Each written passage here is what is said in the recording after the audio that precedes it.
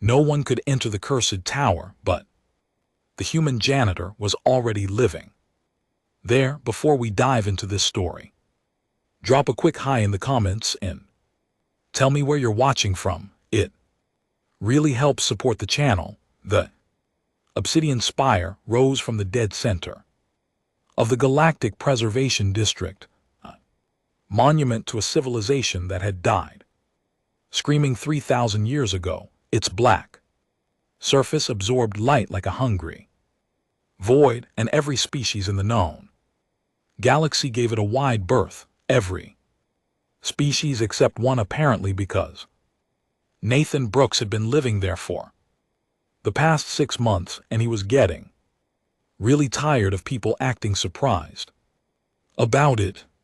The first time the Preservation Council discovered Nathan's residence, it was because he filed a maintenance request for a broken water recirculator. The message arrived at the council headquarters on the station orbiting the tower's planet, and it caused what witnesses later described as unprecedented bureaucratic panic.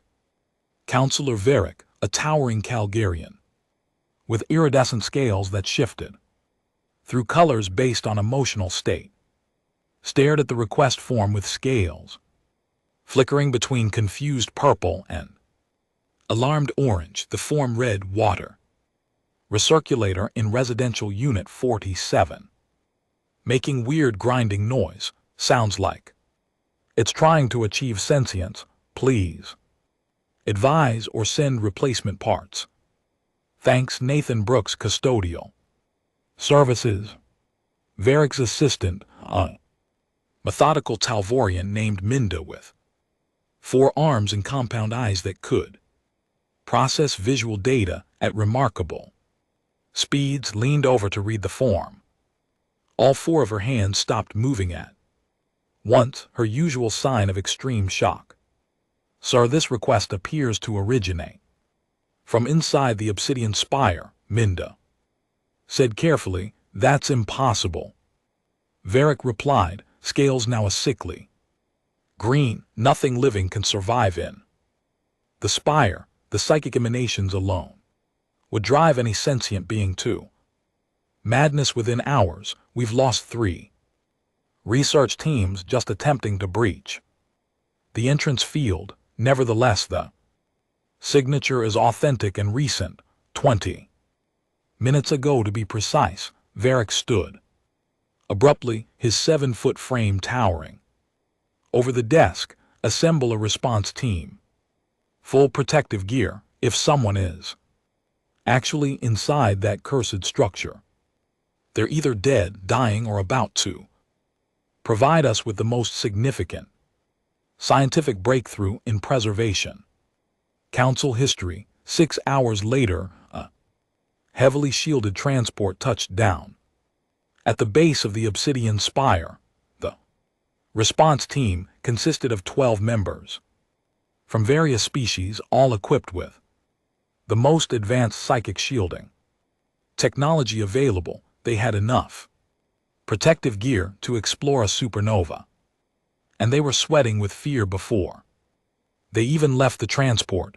The tower's entrance was a massive archway that seemed to lead directly into darkness. The air around it shimmered with barely contained energy, and several team members reported immediate headaches despite their shielding.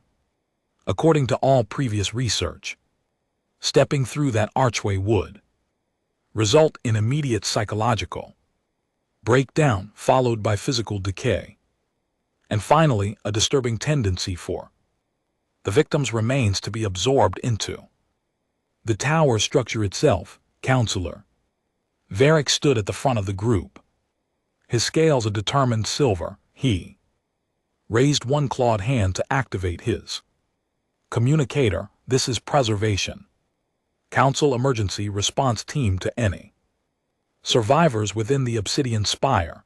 We have received your distress signal. Please respond." For a long moment there was only the howling wind that seemed to perpetually circle the tower's base, then crackling through the communicator. With surprising clarity came a human voice. "Oh hey, you guys got my maintenance request. That was fast. Usually takes you folks weeks too." Respond. "Hang on, I'll come down and let you in. The front entrance is kind of sticky." The team members looked at each other in confusion. The voice sounded remarkably casual, almost cheerful.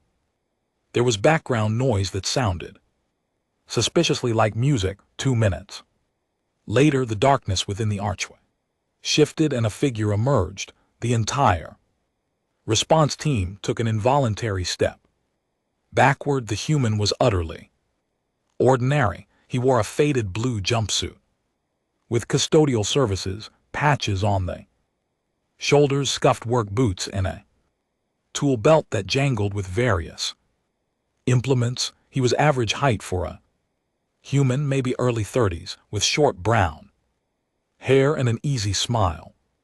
He was wiping his hands on a rag that might have once been white but was now a dubious gray.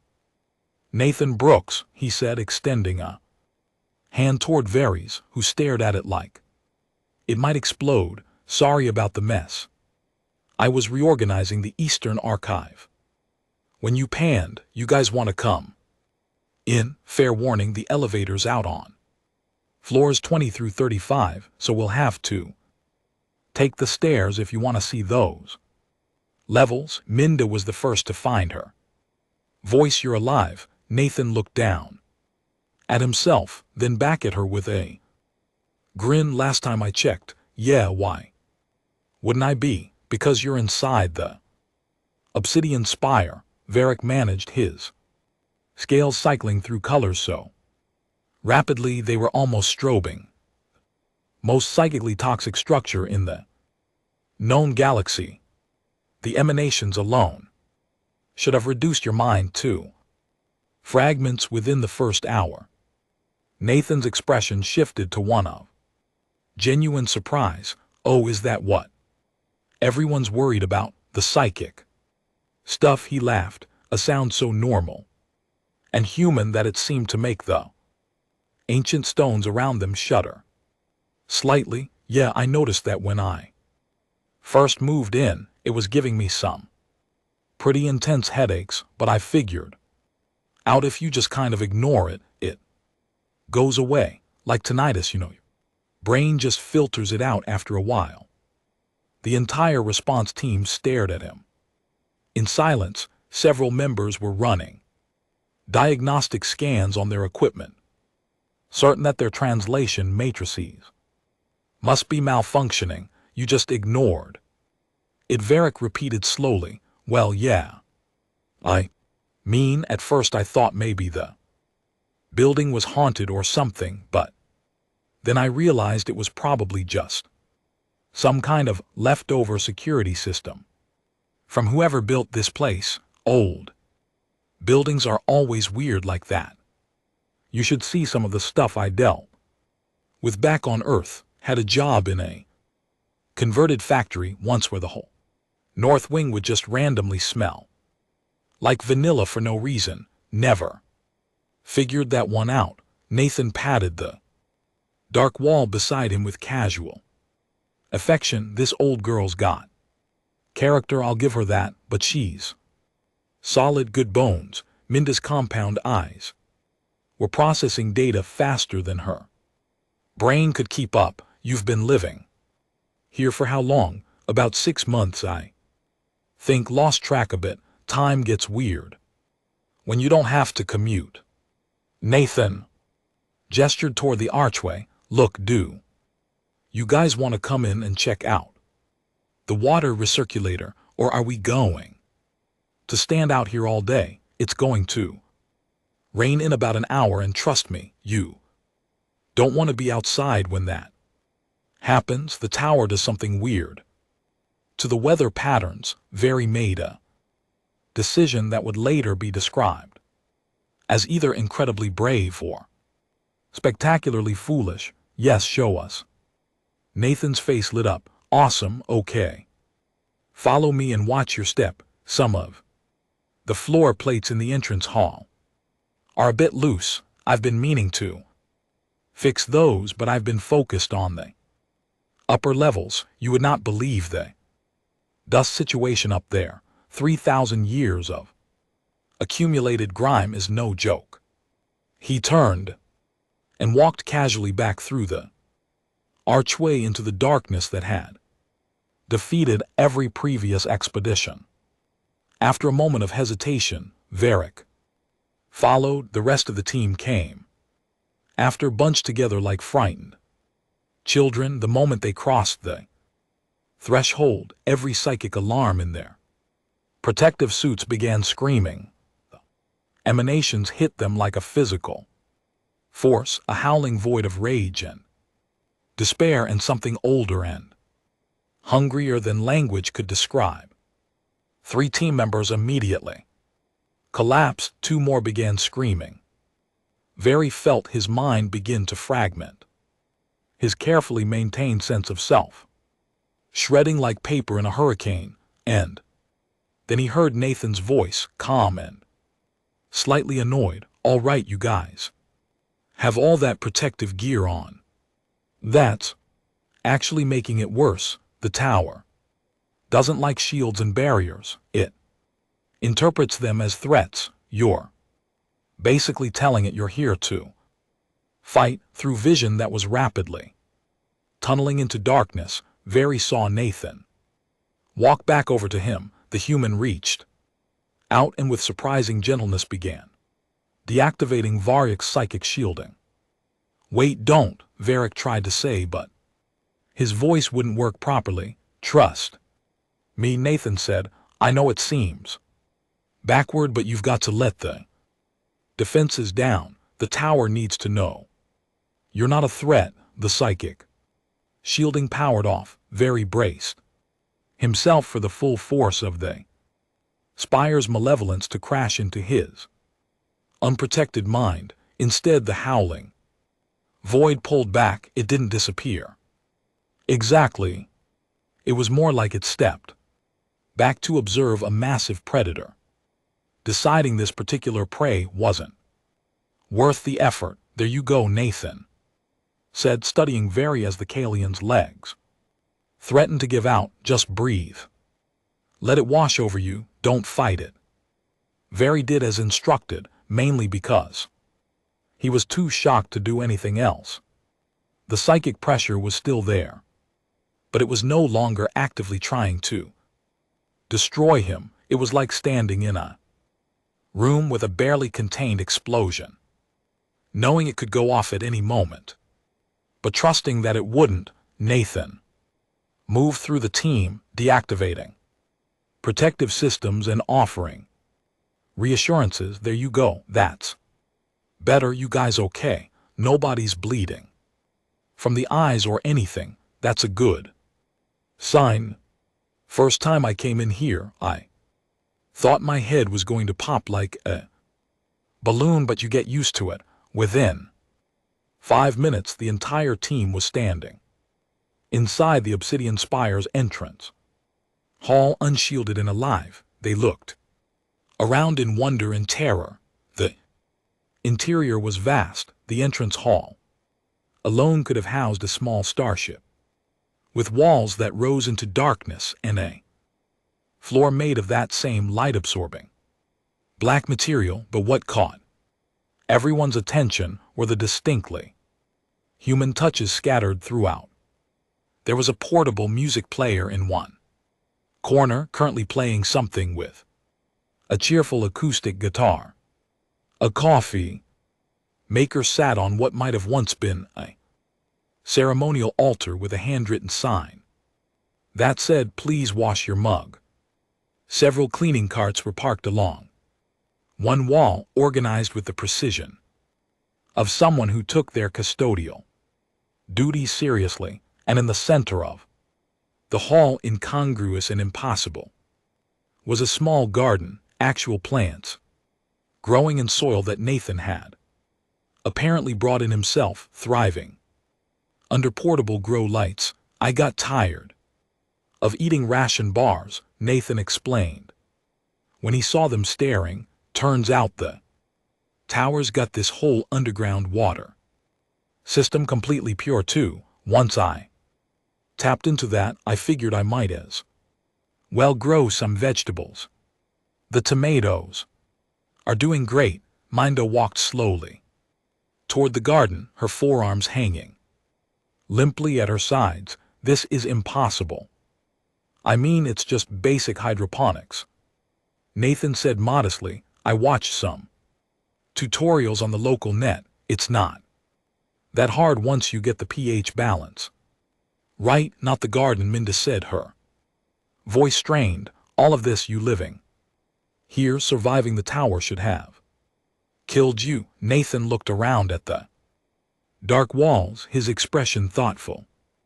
You know, everyone keeps saying that, but I think maybe you're all going about it wrong. This place isn't evil or cursed or whatever. It's just old and lonely and pissed off that nobody visits anymore. I mean, think about it. You guys all show up with weapons and shields and scan it like it's a threat. How would you feel if someone did that to your home? This is not a home, Varric said, his scales a pale, uncertain blue.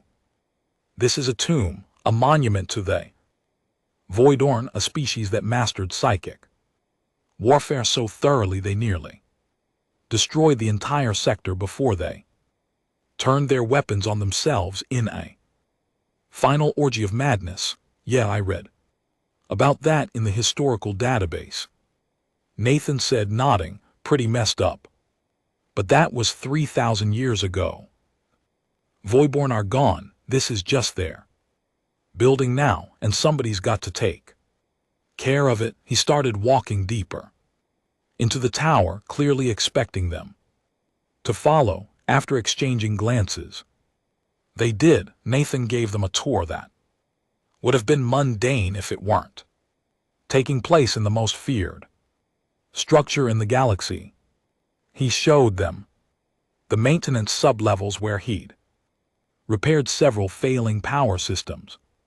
He demonstrated the environmental controls he'd figured out by trial and error. He pointed out structural damage he was slowly fixing with materials he'd requisitioned from the station. The hard part is matching materials, Nathan explained as they climbed a massive spiral staircase the Voidborn used.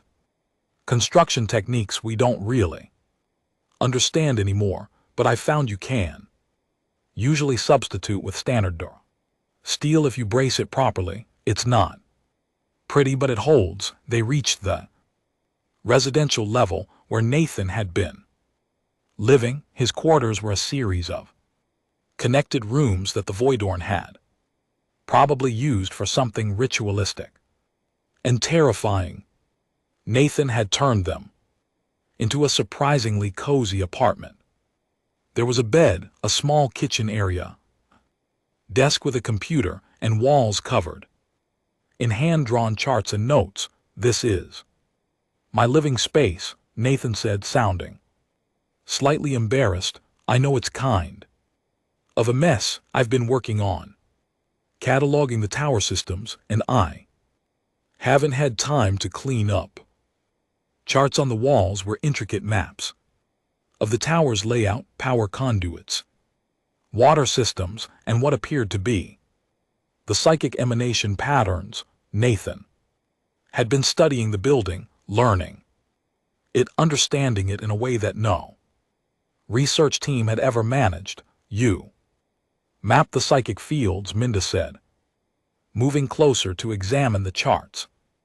How? Nathan shrugged. Just paid attention mostly. They follow a pattern.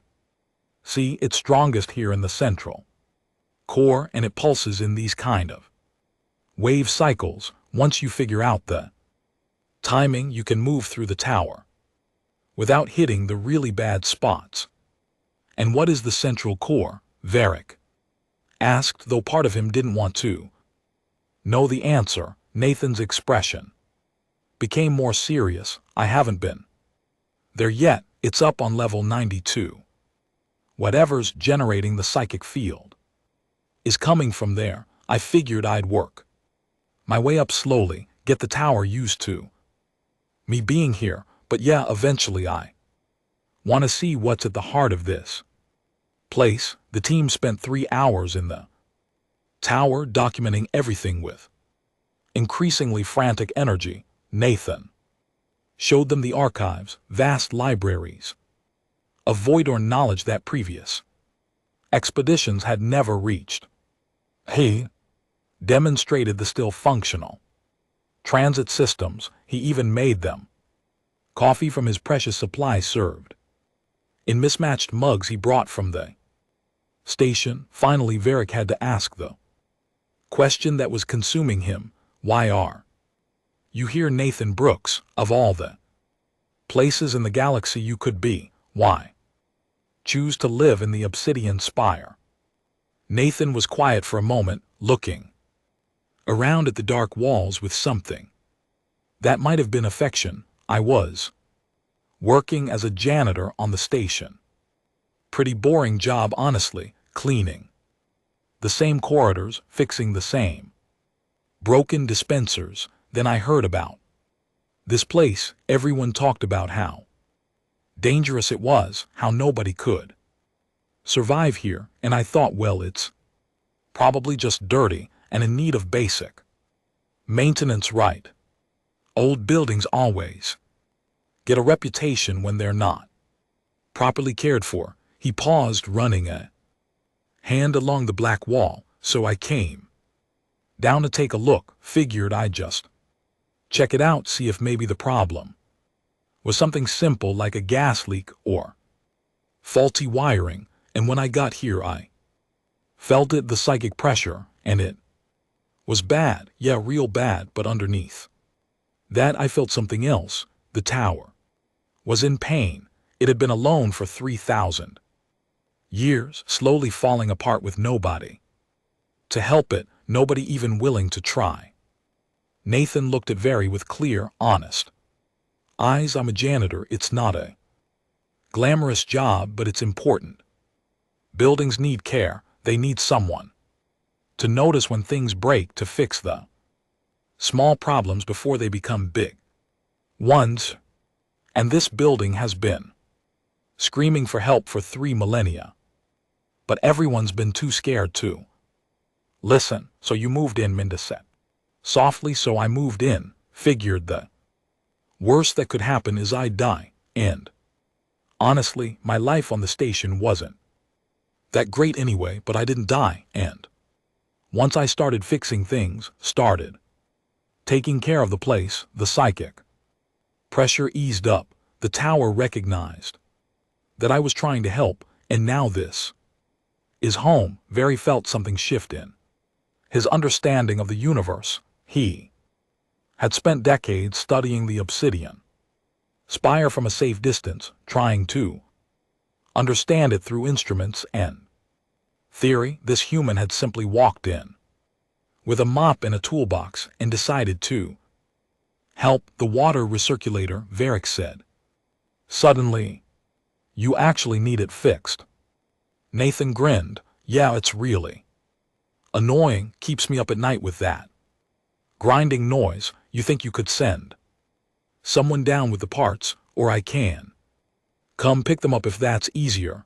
I need to grab more coffee from the station anyway. That evening, after the response team had left with enough documentation to keep xenorchaeologists busy for years, Nathan stood at one of the tower's high windows and looked out at the darkening sky. The Obsidian Spire hummed around him, its psychic presence of familiar pressure in the back of his mind. He'd told the council the truth, but not all of it. Yes, the tower had been lonely and in pain. Yes, it had needed someone to care for it, but there was more to it than that.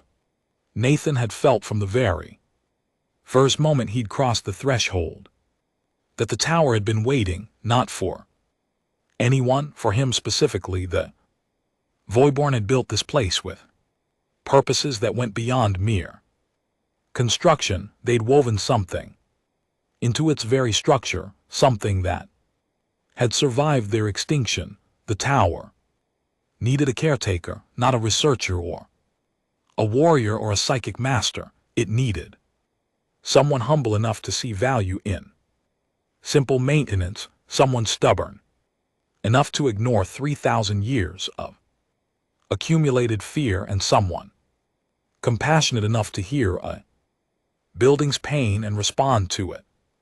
Nathan had been that person, and in the 6 months since he'd moved in, he'd felt the towers slowly wake up around him. Systems that had been dormant for millennia were beginning to activate. Sealed sections were opening their doors, and the psychic emanations, the terrible weapon the void had created, were slowly transforming into something else, something not hostile, not yet friendly perhaps, but no longer actively malevolent. He placed his hand on the dark wall, feeling the faint vibration that ran through the structure. "We're going to figure you out," he said quietly. "You and me, no rush, we've got time." The tower's response was subtle, a slight warmth spreading through the wall under his palm. Not words exactly. The Voidborn hadn't built this place to communicate through language, but Nathan understood the sentiment well enough. Welcome home. The news of Nathan's residence in the Obsidian Spire spread through the galactic community with the speed and intensity of a supernova. Within days, it was the top story on every major news network. Scientists demanded immediate access to study this human who could survive the unsurvivable. Military strategists wanted to know if Nathan possessed some kind of unique defensive capability. Psychics from a dozen species requested meetings, certain that he must have latent abilities he wasn't aware of. Nathan's response to all of it was to file another maintenance request, this time for a broken door seal on level 38. The Preservation Council found itself in an unprecedented situation. They couldn't order Nathan to leave because technically he'd been living there unchallenged for months. The Obsidian Spire was in neutral territory, designated as a galactic heritage site, but not owned by any specific government. More importantly, forcing Nathan out would require entering the tower in force, and after the response team's experience, nobody was eager to try that. Instead, Counselor Varickman, a decision that would change everything. He offered Nathan an official position. The meeting took place in Nathan's quarters because Nathan refused to leave the tower for extended periods, he said. The building got anxious when he was gone too long. Several counselors found this statement deeply disturbing, but by this point they were willing to accept that Nathan knew the tower better than anyone. Varric sat in a chair that Nathan had found in one of the storage levels and refurbished for other counselors, attended via hologram, unwilling to enter the spire in person, prepared to offer you the position of official custodian and caretaker of the Obsidian Spire. Varick said, scales a diplomatic green. The salary would be substantial, and we would provide whatever resources you need for maintenance and restoration. Nathan looked up from the coffee he was brewing. Does this mean you'll actually send someone to fix the water recirculator? We'll send an entire engineering team if necessary, and I can request materials and equipment without going through 6 levels of bureaucracy. You'll have direct requisition authority. Nathan considered this while pouring coffee into 2 cups. He offered one to Varick, who accepted it with one of his smaller manipulator claws. What's The catch, no catch, we simply want to formalize an arrangement that already exists. You're the only being in the galaxy who can safely maintain this structure. It makes sense to make that official, and you want access, Nathan said. It wasn't a question. Varric's scales flickered with embarrassment at being so easily read. The obsidian spire contains void-born knowledge that could advance our understanding of psychic phenomena by centuries.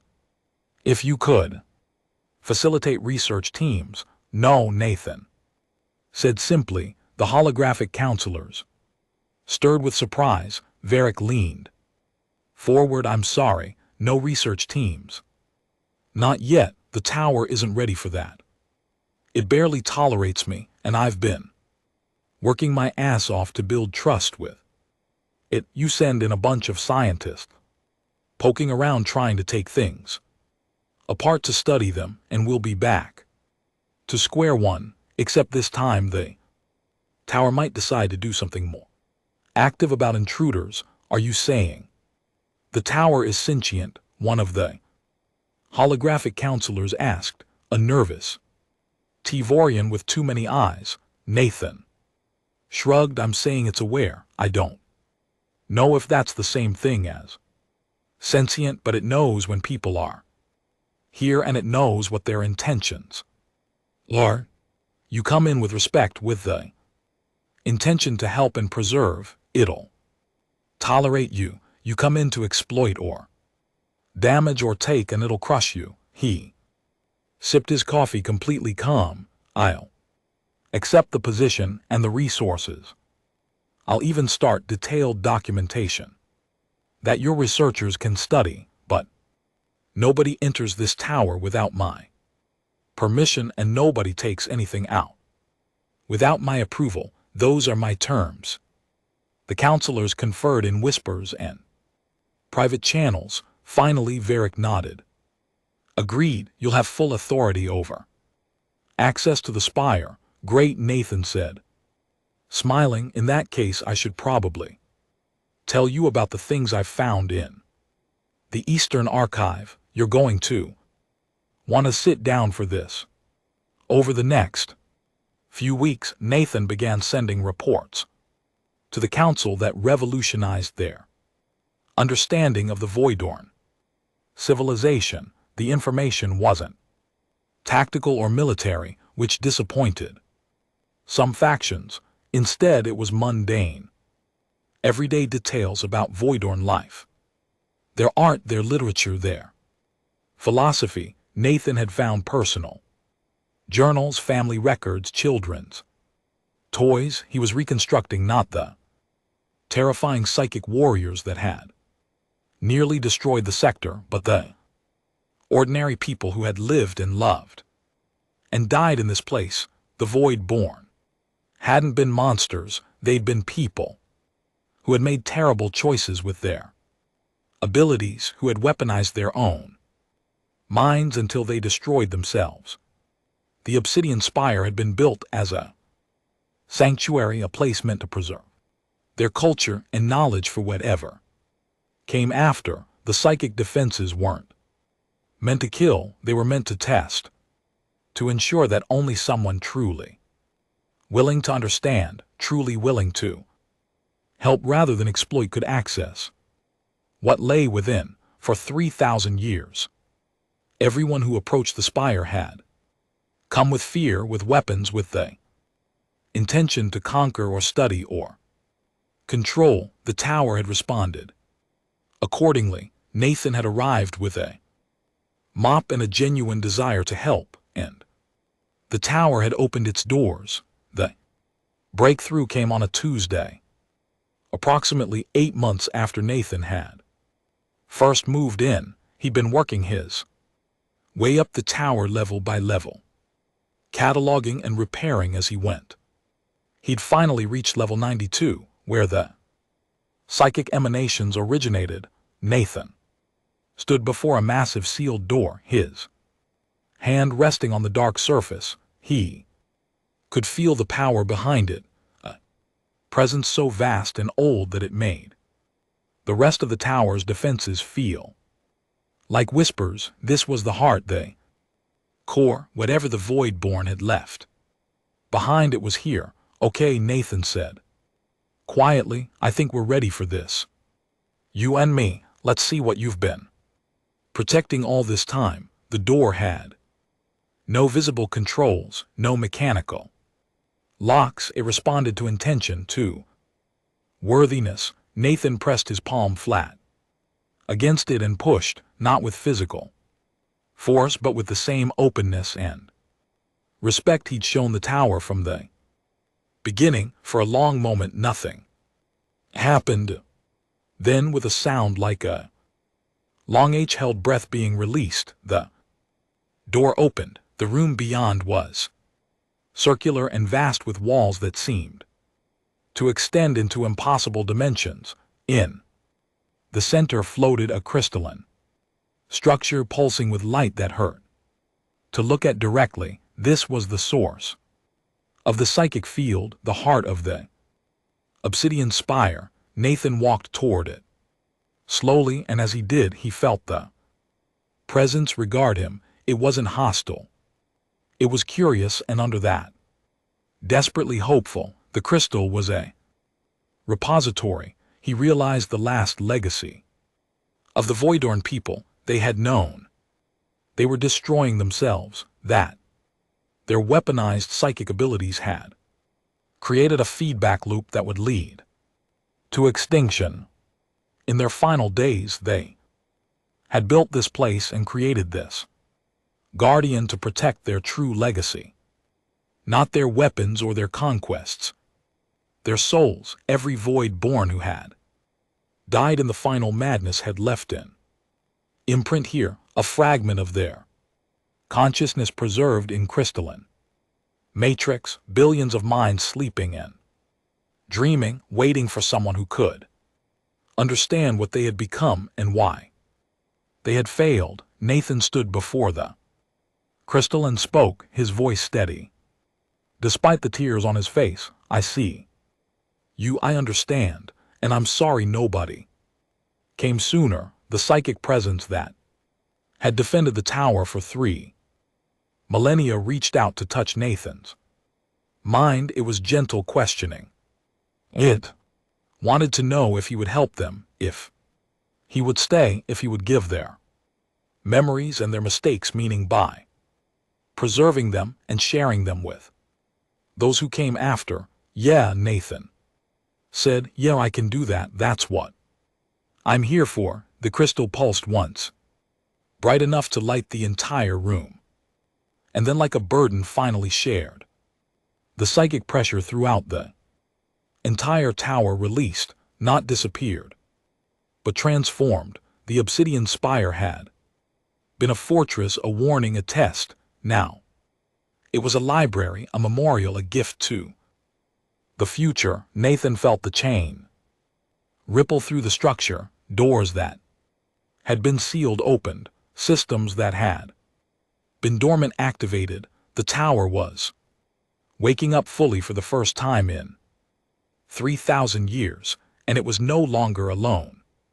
He pulled out his communicator and sent a message to Varric. It was short and to the point. Very Nathan figured out the central core. You're going to want to send some archivists. Bring comfortable shoes. This is going to take a while. The transformation of the obsidian spire became one of the defining events of the galactic era. With Nathan's permission and guidance carefully selected, researchers began entering the tower. They came in small groups, respectful and humble, and the spire accepted them. The knowledge contained within the Voidorn repository revolutionized understanding of psychic phenomena, yes, but more importantly, it provided a cautionary tale about the dangers of weaponizing consciousness itself. Nathan became something of a celebrity, though he hated it. He turned down interview requests and speaking engagements. preferring to focus on his work. Tower still needed maintenance after all. The fact that he was now maintaining a living monument to an extinct civilization while helping to catalog the preserved consciousness of billions didn't change the fundamentals of the job. There were still floors to clean, systems to repair, and a building that needed someone to care about it. The other species of the galaxy struggled to understand how a human janitor had succeeded where their greatest warriors and psychics had failed. They created theories about human neurological uniqueness, about Earth's particular evolutionary pressures, about hidden aspects of human consciousness. Nathan found most of these theories hilarious when pressed by a particularly persistent xenopsychologist about his ability to resist the spire's defenses. Nathan had shrugged and said, "I think maybe you guys were just overthinking it. Sometimes the solution to a problem isn't to fight harder or be smarter. Sometimes you just need to be kind." The xenopsychologist had written a paper about this statement that won several awards, interpreting it as a profound insight into human cognitive flexibility and emotional intelligence. Nathan, upon reading it, had commented that people really needed to stop taking his offhand remarks so seriously. 1 year after Nathan had first moved into the Obsidian Spire, the Preservation Council held a ceremony to officially dedicate the structure as the Voyorn Memorial Archive.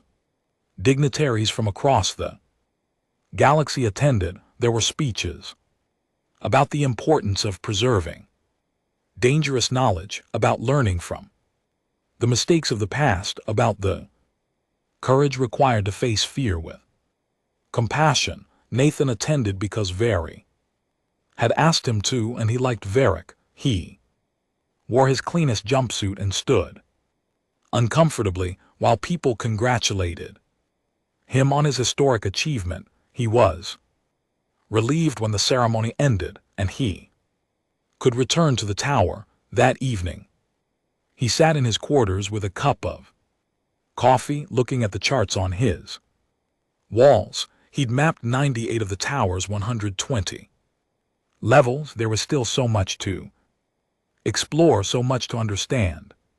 The Voidorn repository had shared memories and knowledge, but there were entire sections of the spire whose purposes remained mysterious. Nathan smiled. He had job security for life, apparently, not that he'd been planning to leave anyway.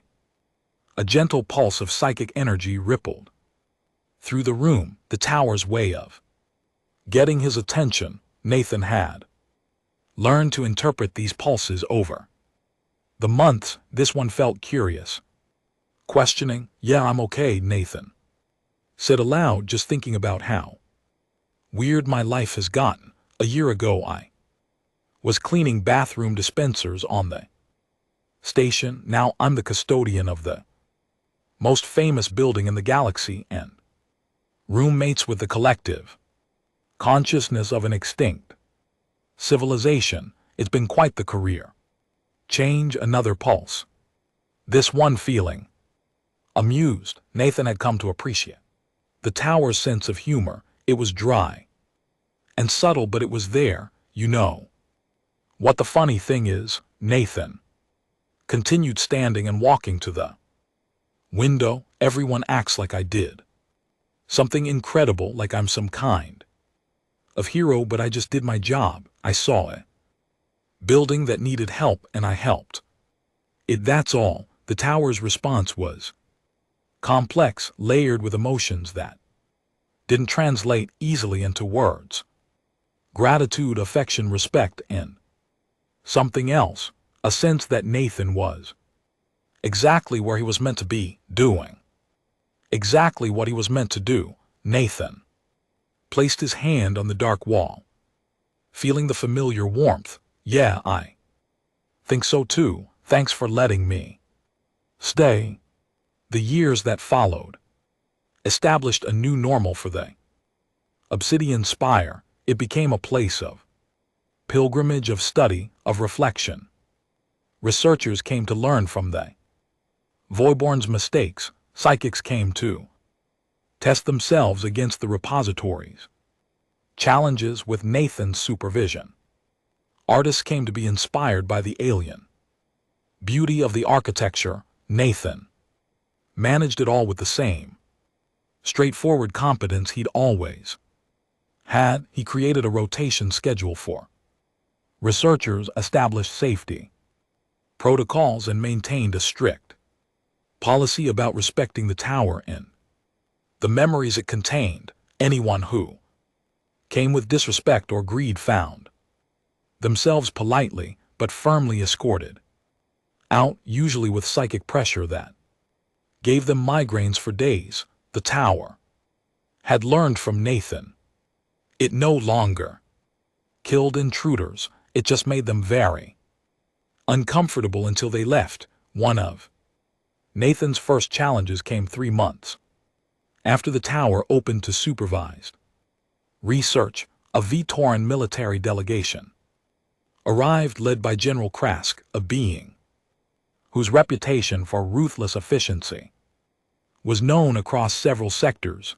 The Vitorans had lost an entire strike force to void weapons during the ancient wars, and Krask made no secret of his intention to study the tower's defenses. For military applications, Nathan met them at the entrance, his usual friendly demeanor noticeably cooler. General Krask, the council forwarded your request. I'm afraid I'm going to have to decline. Krask, who stood nearly 9 ft tall with armor plating that was both biological and technological, looked down at Nathan with barely concealed contempt. You have no authority to refuse a military research delegation. Actually, I do, Nathan said calmly. I'm the official custodian of the Obsidian Spire. That means I have final say on who enters and what they're allowed to study, and I'm not letting you in to figure out how to weaponize Voidorn technology. That's literally the exact mistake that destroyed their entire civilization. The general's armor plates shifted, a sign of agitation. You're a janitor, you clean floors, you don't make strategic decisions about galactic security. You're right, I am a janitor, and this building is under my care.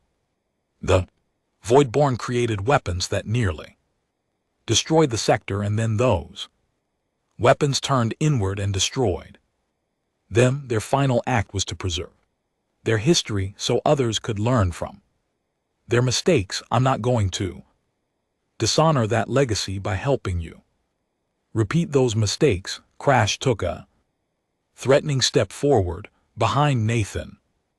The Obsidian Spire's entrance shimmered, and the psychic pressure spiked dramatically. The general's entourage immediately began showing signs of distress. Krask himself staggered, his multiple eyes widening in shock. Nathan didn't move. The tower doesn't like threats, General. I'd suggest you step back. The pressure continued to build until Krask had no choice but to retreat. As soon as he moved away from Nathan, the pressure eased. The general stared at the human with a mixture of fear and fury. This isn't over, Crash growled. Yeah, it is, Nathan replied. Go home, General.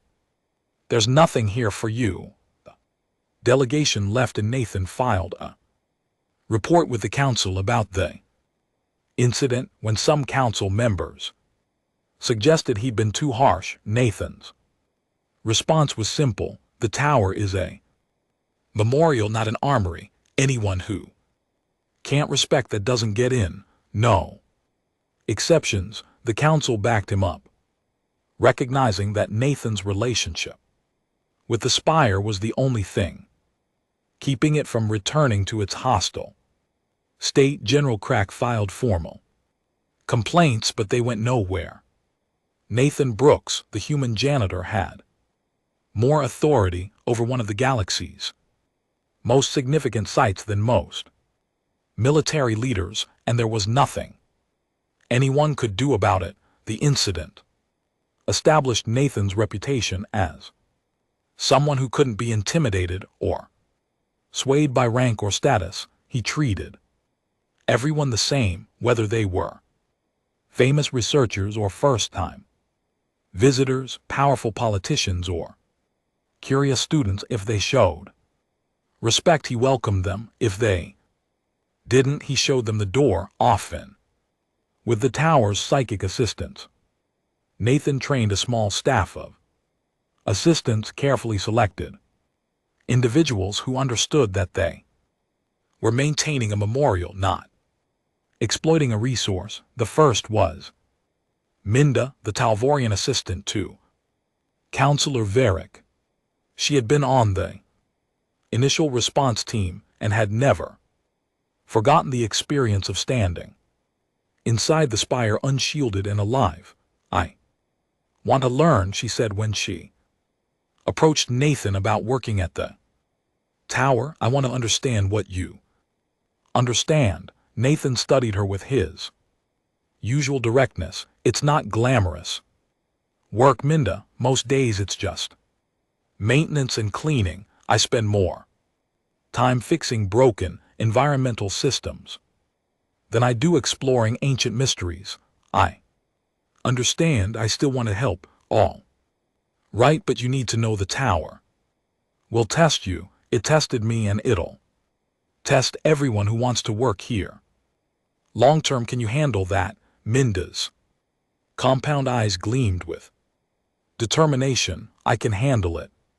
She lasted 3 days before the tower's psychic pressure drove her out screaming. Nathan found her curled up in the entrance hall, all 4 arms wrapped around herself. Trembling, he sat down beside her and offered her water. "What did you see?" he asked gently.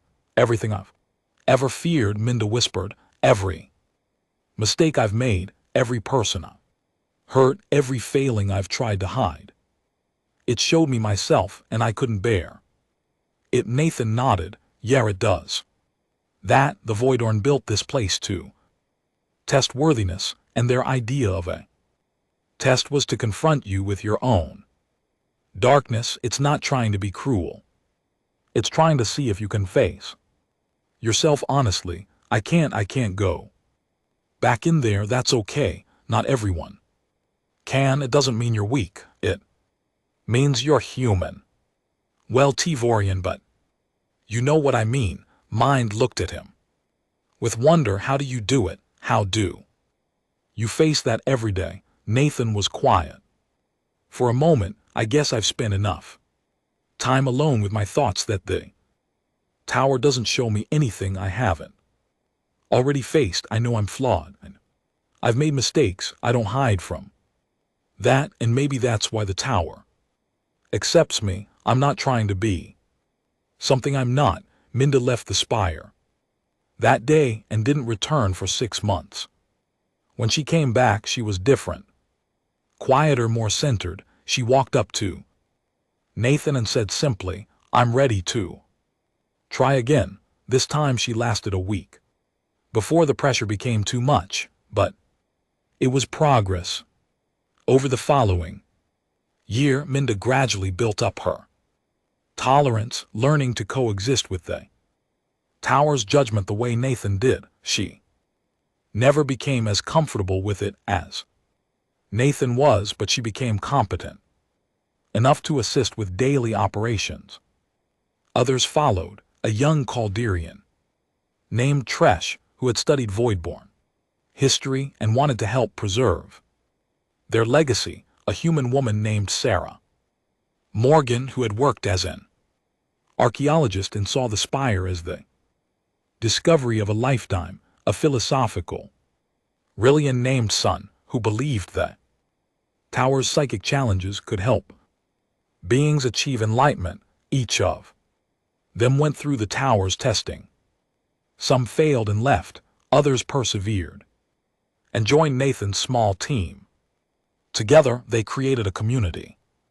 Within the Obsidian Spire, a group dedicated to maintenance, preservation, and understanding. Nathan taught them everything he'd learned: how to read the tower's moods, how to navigate its psychic currents without protective shielding, how to repair systems that use technology nobody fully understood, how to show respect to the billions of preserved consciousnesses in the repository, how to clean void-born crystal matrices without damaging the delicate psychic imprints. But more than technical skills, Nathan taught them philosophy. He taught them that caring for something wasn't about ownership or control, it was about service. It was about recognizing that some things were bigger than yourself and choosing to help them anyway.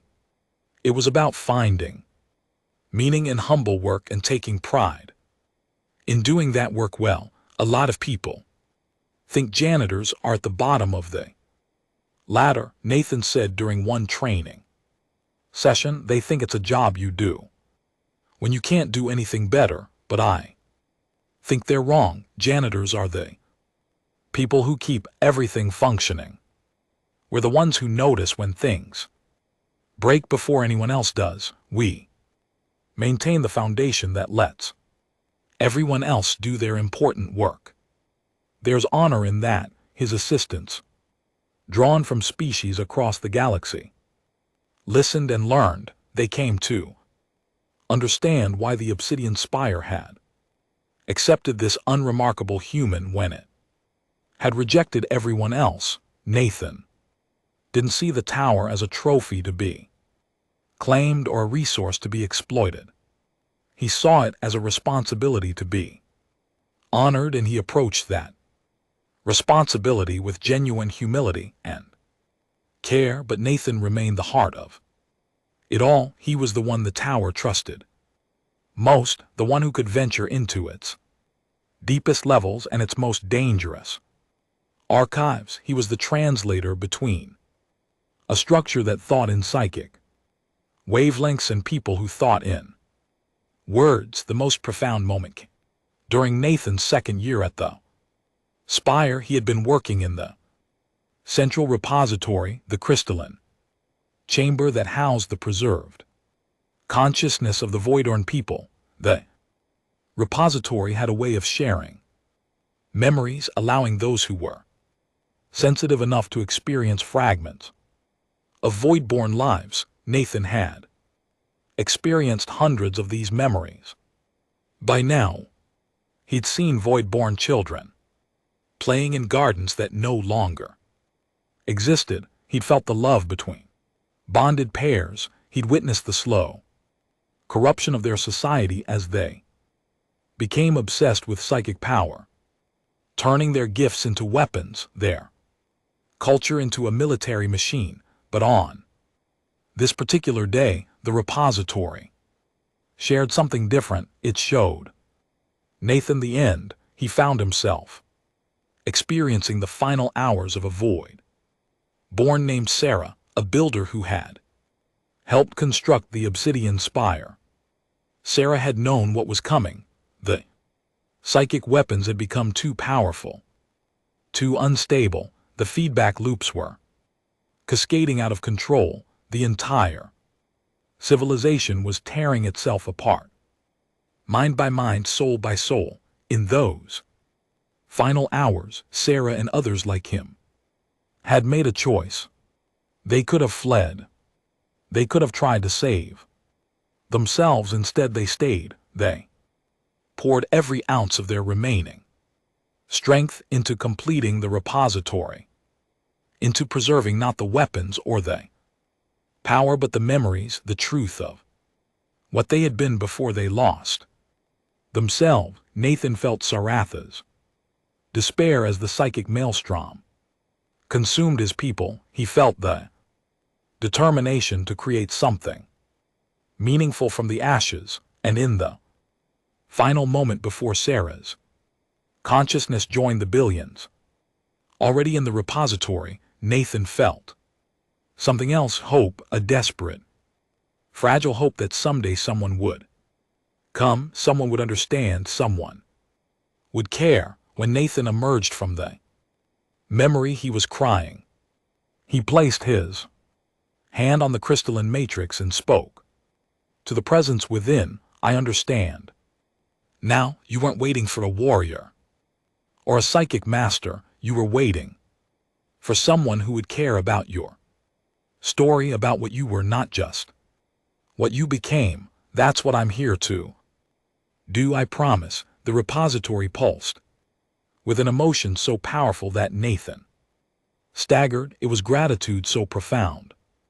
It felt like physical weight. For 3,000 years, the void had waited in their crystalline prison, hoping that their sacrifice had meant something, and finally someone had come who understood. From that day forward, Nathan's work took on new meaning. He wasn't just maintaining a building, he was honoring a promise made across millennia. Every floor he cleaned, every system he repaired, every visitor he guided was an act of remembrance. The void had destroyed themselves, yes, but they had also loved and created and hoped. They deserved to be remembered for all of it. Word of Nathan's dedication spread. People began to understand that the Obsidian Spire wasn't just a repository of ancient knowledge, it was a living memorial kept vital by the daily efforts of a human janitor who had looked at 3,000 years of accumulated fear and seen only a building that needed help. On the 5-year anniversary of his first entry into the spire, Nathan stood at the base of the tower and looked up at its vast height. He'd explored every level, now cataloged every system, mapped every psychic current. He knew this building better than anyone had ever known any structure. It wasn't just a workplace or a home, it was a partner, a friend, a responsibility he'd accepted willingly and would maintain for as long as he was able. The anniversary celebration was subdued as Nathan had requested. Just him, his small team, and counselor Varric, who had become something of a friend over the years. They gathered in Nathan's quarters with simple food and drink, sharing stories about their most memorable moments in the spire. Remember when that research team from the Peltax University tried to use a gravitic scanner on level 47, Sarah said, laughing. The tower didn't appreciate that at all. Nathan grinned. I've never seen people run so fast. Turns out the void really didn't like beings trying to see through their walls. The psychic feedback almost fried their equipment. You warned them, Tree pointed out. Young Calarian had grown from an uncertain assistant into Nathan's right hand over the past few years. They didn't listen. People rarely do at first. Nathan said they come here expecting the tower to be a passive object they can study. It takes time to understand it's more than that. Varies. His scales a contented blue, raised his glass to Nathan Brooks, who taught us all to see buildings as beings worthy of respect. They drank to that and the conversation turned to future plans.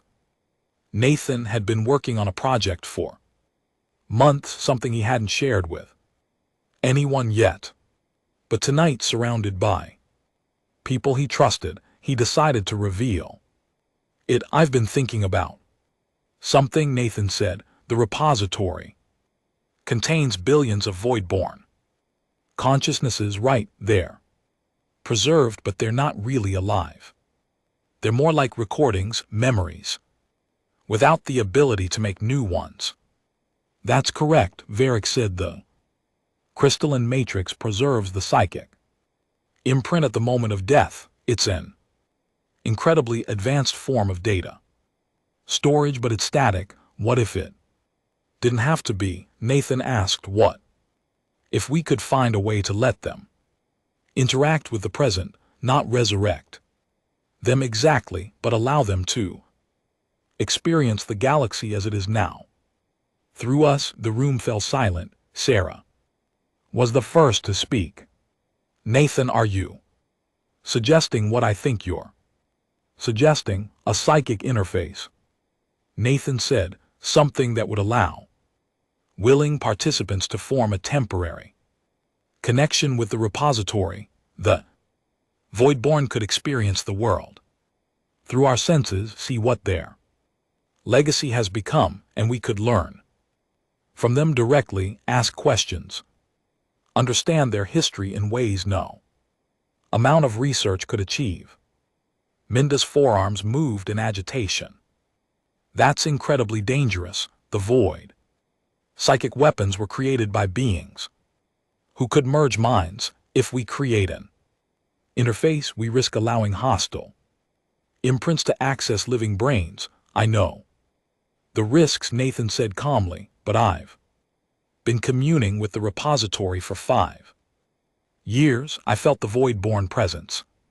Yes, some of them were warriors and weapons designers, but most of them were ordinary people, farmers and artists and teachers. They didn't want to become weapons. They were forced into it by their society's obsession with power.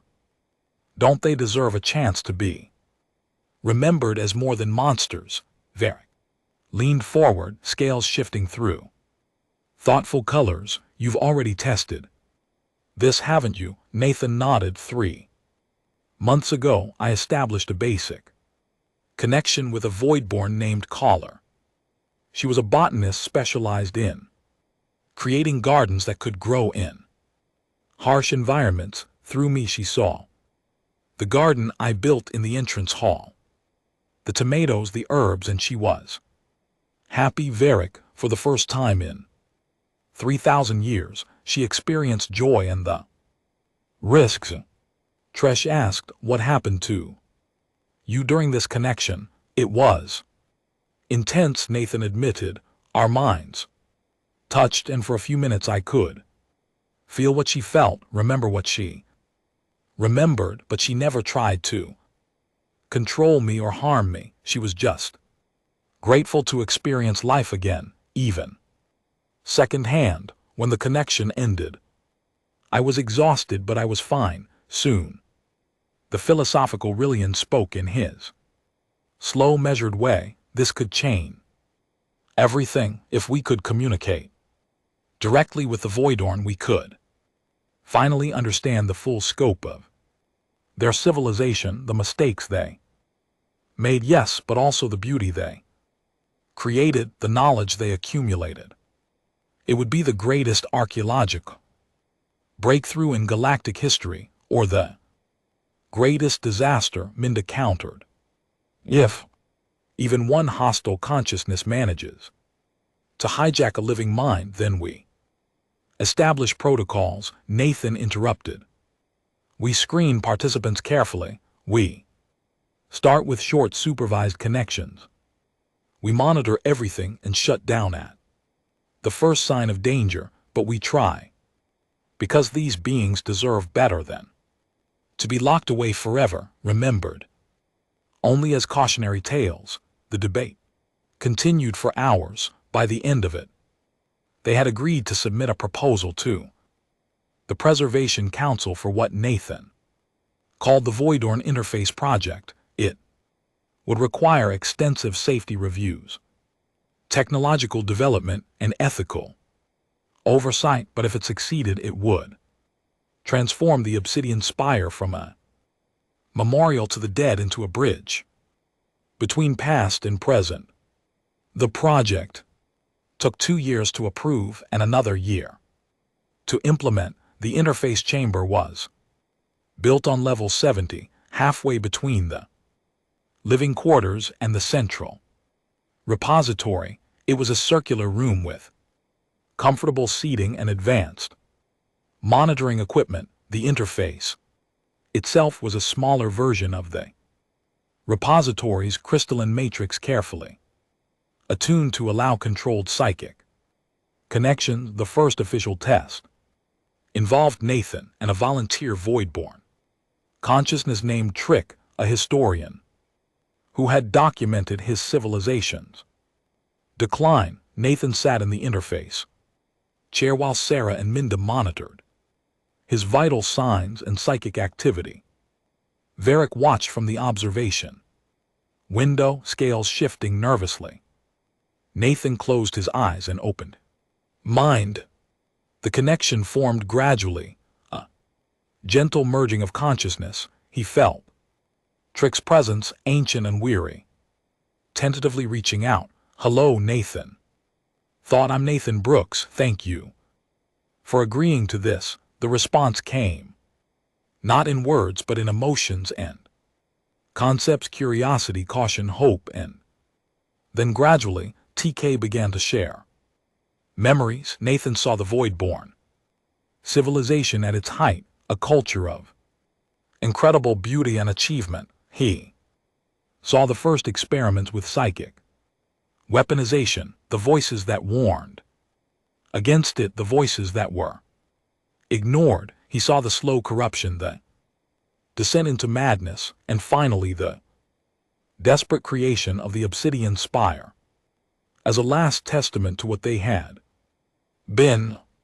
Through Nathan's eyes, Trick saw the galaxy as it was now, the diverse species that inhabited it, the peace that had been built after countless wars, the researchers who came to the spire not to steal its secrets but to learn from its warnings. And he saw Nathan himself, the human janitor who had chosen to care for the last remnant of a dead civilization. When the connection ended after 20 minutes, Nathan opened his eyes to find tears streaming down his face, but he was smiling. It worked, he said. Horrorously, Trick saw everything. He understands what we've built here, and he's grateful. The interface project became the crown jewel of the Obsidian Spire's activities. Carefully selected participants formed temporary connections with void-born consciousnesses, creating a dialogue across millennia. Artists connected with void-born artists and emerged with inspiration for works that blended ancient and modern aesthetics. Scientists discussed theory with void-born researchers, advancing understanding of psychic phenomena. Philosophers debated ethics with void-born thinkers who had lived through the consequences of their civilizations' choices. Each connection was monitored, limited and respectful, and each one reinforced the same truth: the void had been people, flawed people who had made terrible mistakes, but people nonetheless. They had loved and dreamed and created. They had feared and failed, and in their final act they had chosen to preserve truth over propaganda, warning over propaganda, hope over despair. Nathan continued his daily work of maintaining the spire, but he also spent hours in the interface chamber, forming connections with different void-born consciousnesses. He learned their language, their culture, their history in ways no academic study could achieve. He became not just the tower's custodian, but its voice, sharing void-born perspectives with the living galaxy. One day, while connecting with a void-born engineer named Vasic, Nathan experienced something unexpected. Vasic shared a memory of the tower's original purpose, something that hadn't been in any of the historical records. The Obsidian Spire wasn't just a memorial. It was a seed. The void in their final days had built the repository not just to preserve their consciousnesses, but to help a future species avoid their fate. The psychic defenses weren't meant to kill, they were meant to select only of being capable of approaching the tower with genuine compassion and humility, only someone who could see value in service rather than conquest, only someone who could face the Voidborn's darkness without being consumed by it would be able to enter and access the repository. That person the Voidborn had hoped would become a teacher, someone who could take their hard-won wisdom and share it with the living galaxy, someone who could honor their memory while helping others avoid their mistakes. You were meant to be here, Vazek communicated through the interface. For 3,000 years we waited for someone like you. We never knew what species they would come from or what form they would take, but we knew they would come, and you did.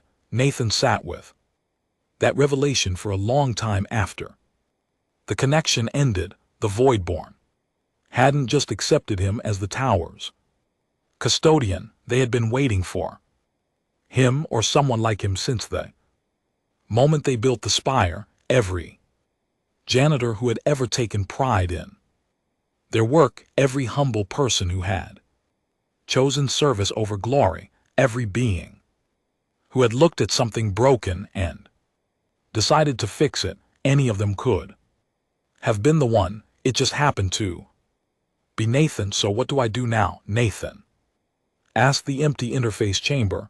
I'm already maintaining the tower and running the interface project. What else do you need from me? The tower itself responded, its psychic presence gentle and warm. Images flooded Nathan's mind. Children walking through the halls, learning directly from Voidborn consciousnesses, schools being built around the spire dedicated to teaching the next generation about the dangers of weaponizing consciousness and the importance of ethical development. The Obsidian Spire becoming not a feared monument but a living center of learning, a place where past and future could meet and grow together. Nathan smiled. An educational center. You want to become a school? The tower pulsed with affirmation. All right then, let's make it happen. A group of new researchers was arriving, young and eager and a little frightened. Nathan smiled and went to meet them, ready to give the same orientation he'd given dozens of times before. Be respectful. Be humble. Listen more than you take.